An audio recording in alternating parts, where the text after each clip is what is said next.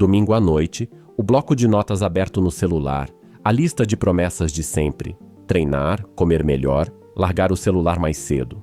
Segunda, você cumpre tudo e quase se orgulha. Quarta, 11 da noite, o pote de biscoito está aberto na sua mão e você nem lembra de ter levantado do sofá para ir buscar. Aí vem a pergunta: por que você precisou de força para não comer o biscoito, se o biscoito nem devia estar ali? Fica comigo até o fim, porque amanhã de manhã você acorda e a coisa certa já está na sua mão, sem esforço nenhum, sem acordar às 5, sem promessa nova. Você vai entender por que a segunda funciona e a quarta não, vai parar de se chamar de fraco por uma coisa que nunca foi fraqueza e vai sair daqui com uma volta para dar dentro da sua própria casa, uma volta que leva uns 10 minutos e mexe com a sua semana inteira. E se em algum momento você levantar daí e for até a cozinha só para ver o que está à vista na bancada, então você já entendeu o espírito deste canal e já pode deixar o like e se inscrever para evoluir comigo, porque aqui a gente não vende fórmula mágica para você repetir sozinho até cansar, a gente muda coisa de lugar. Bora! A história que te contaram é simples e é por isso que ela cola tão fácil. Quem muda de vida tem força de vontade, quem não muda não tem. É por isso que a gente admira quem acorda cedo, é por isso que a gente compra planilha, é por isso que na quarta-feira, com o pacote na mão, a primeira coisa que aparece na sua cabeça não é uma dúvida sobre o plano, é um julgamento sobre você. Você não pensa que o plano estava mal montado, você pensa que é fraco de novo e que dessa vez precisa querer mais. Essa crença parece certa porque ela carrega um pedacinho de verdade dentro dela.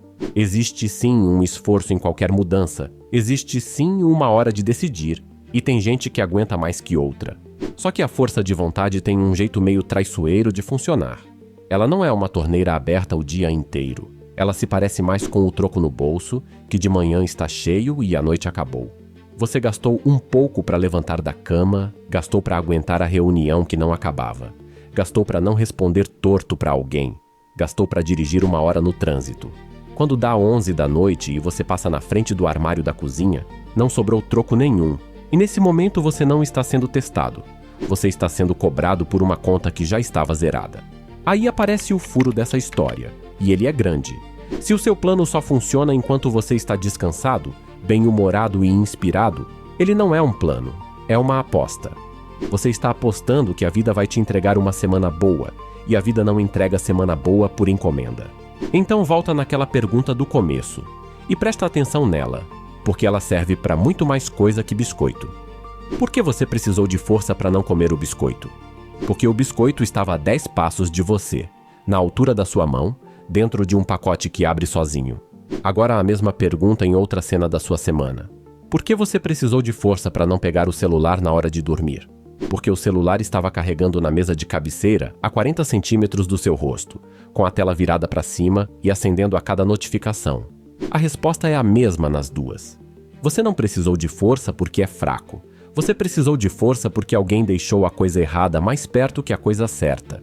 E esse alguém foi você ontem, sem perceber, escolhendo onde pousar as coisas. Força de vontade é o plano de quem não arrumou a casa. Quem muda de vida não se força mais que os outros, ele mexe no que está ao alcance da mão. Tem uma história bem velha que explica isso melhor que qualquer palestra. Ulisses, o cara mais esperto da Grécia inteira, sabia que o barco dele ia passar por um trecho de mar onde o canto das sereias fazia qualquer marinheiro pular na água. E olha o que ele fez, porque é aqui que está a lição. Ele não confiou na própria coragem, não reuniu a tripulação para dizer que era só todo mundo aguentar firme e manter o foco. Ele mandou tapar os ouvidos de todos com cera e pediu para ser amarrado no mastro antes de chegar perto do lugar. Ele arrumou o barco enquanto ainda dava, porque sabia que na hora do canto não ia dar. O sujeito mais esperto da história inteira não apostou na própria força de vontade.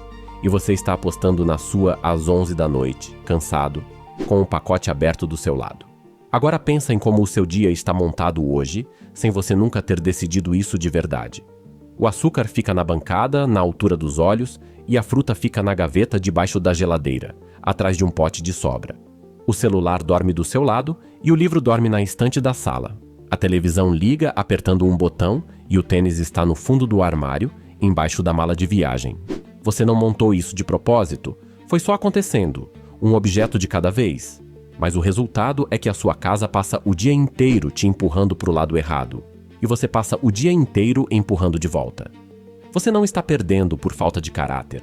Você está perdendo um jogo que começou armado contra você. O problema nunca foi a sua fraqueza. É a sua planta baixa. E essa é a parte boa.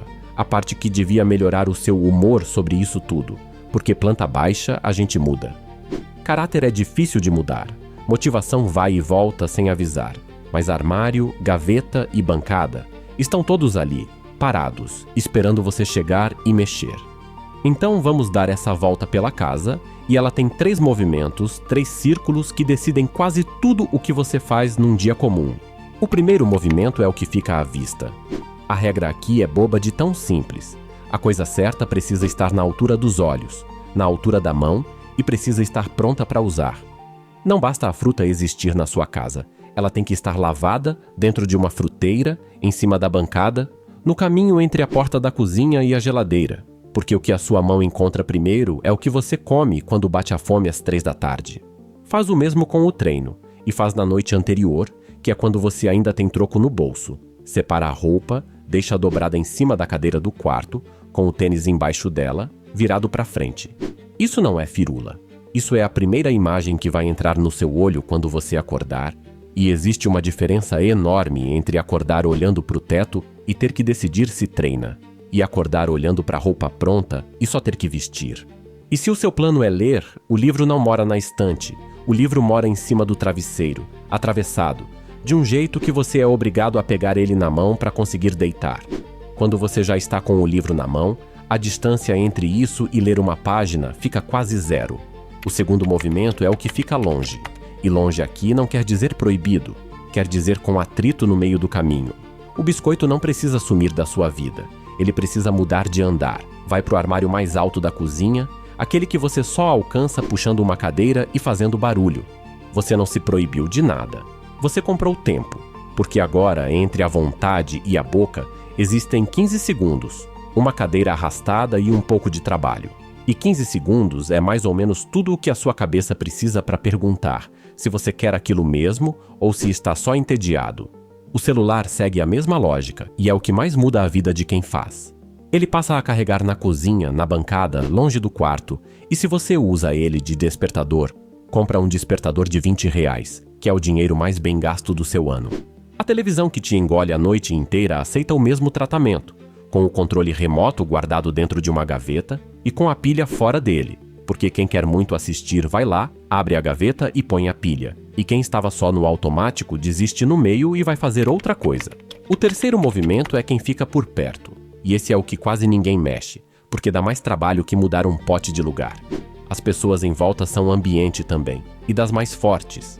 Tem o amigo que sempre chama pro bar na quarta-feira, e ele não é um vilão. Ele só está seguindo a vida dele, mas se você aceita toda quarta, a sua quinta-feira de manhã nunca vai existir do jeito que você quer. Você não precisa brigar com ninguém nem anunciar nada. Você só troca a quarta pelo sábado e diz isso com naturalidade. Vale pro grupo de mensagens que fica te puxando pro assunto que te deixa para baixo, que pode ficar silenciado sem drama nenhum. E vale principalmente pro outro lado, que é o mais esquecido. Se existe alguém que te puxa pro lado certo, alguém que treina, que estuda, que está construindo alguma coisa, essa pessoa merece mais espaço na sua semana do que ela tem hoje. Marca com ela. Combina de fazer junto. Perto de quem faz, fazer fica normal. E coisa normal não gasta força de vontade. E olha, existe uma palavra japonesa para isso. E o significado dela é bem menos místico do que vendem por aí. Kaizen quer dizer só melhoria, mudança boa e mais nada. A ideia nasceu do trabalho de consultores americanos na reconstrução do Japão depois da guerra, foi adotada pelas empresas japonesas e virou parte do jeito da Toyota de trabalhar e ganhou o mundo com o livro de um autor chamado Masaki Imai, lá em 1986. Na fábrica, mudar de vida nunca foi esforço heróico, foi mudar o lugar da peça para a mão do trabalhador chegar mais fácil nela. Mudança boa é mudança de 1 centímetro no lugar onde a mão já vai passar de qualquer jeito. Então, o seu plano para essa semana é curto de propósito. Escolhe um cômodo só, dá uma volta nele com calma e faz 3 coisas. Põe uma coisa certa à vista e pronta para usar.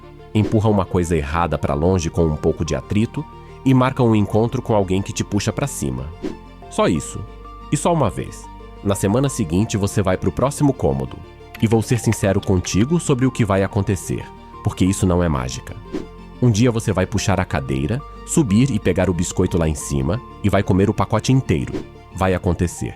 A diferença é que agora isso vira informação e não sentença. Se você subiu na cadeira, aquela vontade era grande de verdade. E talvez o que esteja faltando não seja disciplina, seja jantar direito. Ambiente arrumado não te transforma num robô. Ele só faz o caminho certo ser o caminho fácil na maior parte dos dias. E a maior parte dos dias é tudo o que você precisa ganhar. E aqui está a coisa maior, que vale muito além de biscoito e de tênis no armário.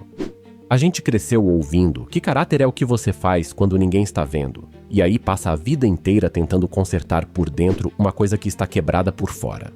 Você não é a soma das suas intenções de domingo. Você é a soma do que está ao alcance da sua mão numa quarta-feira ruim. Quem entende isso para de se odiar toda semana e começa a arrumar o barco antes da tempestade, do jeito que o Ulisses fez. E descobre uma coisa engraçada. Quando o ambiente está do seu lado, você não precisa ser uma pessoa mais forte. Você só precisa ser a mesma pessoa num lugar melhor arrumado. Imagina o próximo domingo à noite. Sem bloco de notas, sem lista de promessa nenhuma, sem aquele discurso de que agora vai. Só você, com uma coisa mudada de lugar durante a semana, olhando para segunda-feira sem medo dela. Porque dessa vez a casa está jogando junto. Me conta aqui nos comentários. O que você vai tirar da vista essa semana? Escreve o objeto, só o nome dele, porque escrever já é meio caminho para levantar e mudar ele de lugar. E se esse jeito de pensar fez sentido para você, deixa o like e se inscreve, que aqui a gente segue nessa, arrumando a casa em vez de brigar com a gente